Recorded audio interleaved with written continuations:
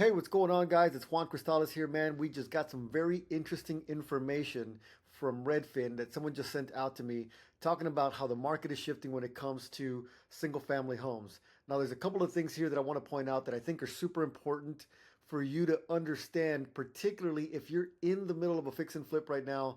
You're probably feeling a crazy squeeze. It's a very challenging market, but you got to make it through some of these things. These are the situations that really test entrepreneurs to the maximum when it comes to real estate investing. Let's get into it real quick, and I'm going to give you a couple of options of what I think you could potentially do with this.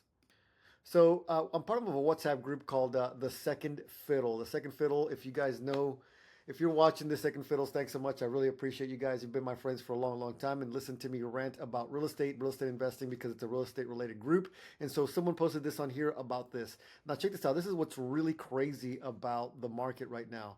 So the balance of power is what they're saying here is buyer's market. Metro level analysis, this is published May of 2025. So Miami, Florida, unfortunately, the number of home sellers in comparison to the number of home buyers is so significant. So significant. There's a 200% difference. So there's way more home sellers than there are home buyers, which means that if you're a home buyer in that particular market, you can probably get a good deal. The challenge though is that real estate investors not only are looking for equity capture, but they're looking for something that will actually cash flow.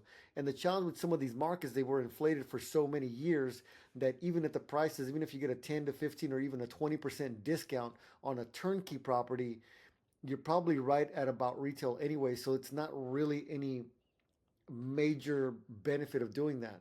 And so one of the hard rules for real estate investing is that we don't buy to bet on appreciation.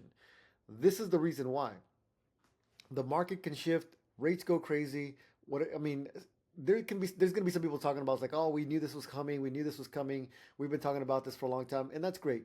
But at the end of the day, we don't want to bet on appreciation guaranteed every single month, every single year, because we're just lying to ourselves. That's what we're doing whenever we do that. And so let's take a look at some of these properties here, man, because it's actually kind of crazy. West Palm Beach, Florida, if you guys are in the market for that stuff. Fort Lauderdale, Austin, look at this. Austin, 124% difference between the number of home sellers and the number of home buyers. San Antonio, Dallas, Houston's hitting them. I mean, and I've been watching some other people really talk about how they have some fix and flips on the market right now that are it's just crickets. Absolutely just crickets. They may even be priced below market value to kind of get this thing going, to just get the process, just to get the money back, just to keep going and do something else. So one of the things that I think is important for people to understand and that are in these particular situations is that you have options, right? One of the things is like when you sell and you're selling at a discount, you're effectively taking the loss, right?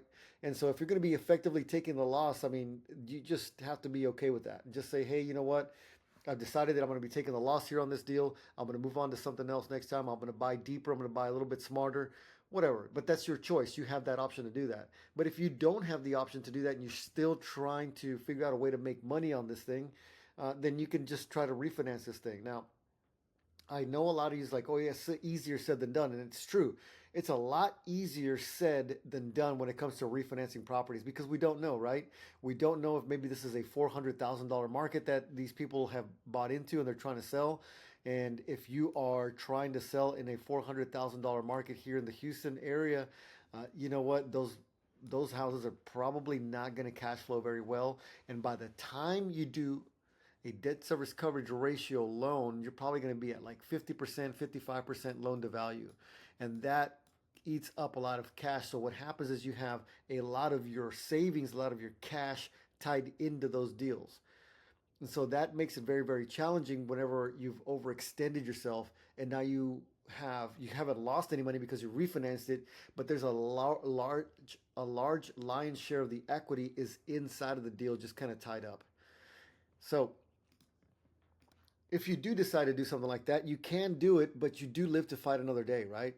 And so the challenge is trying to figure out how to gap that area because now you could potentially be into a deal where you're cash flowing like hardly anything and you got 30, 40, 50, 60, maybe even $70,000 into a deal where you're not really cash flowing very well.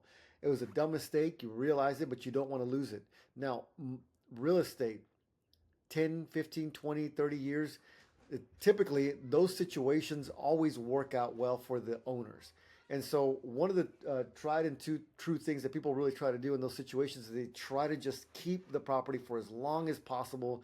That way, by the time it gets to that time horizon of 10, 15, 20 years down the line, it won't matter what you paid for it. It won't matter at all what you paid for because the market will be completely different. Hopefully prices have, leveled out or whatever the case is. Maybe by then we'll have 40-year mortgages. Maybe we'll have something different, different type of loans. But man, there's a lot of ways that you can do this. A creative method would be an interest-only loan. There's banks out there doing them right now. They're doing one-to-one debt service coverage ratio loans. If you want to know a little bit more about that, I can go into detail about it. But it's an alternative, an option to be able to get out of these deals so that you don't just keep bleeding money out every single month. Hey guys, that's all I got for you today. Thanks so much for watching. I'll talk to you soon.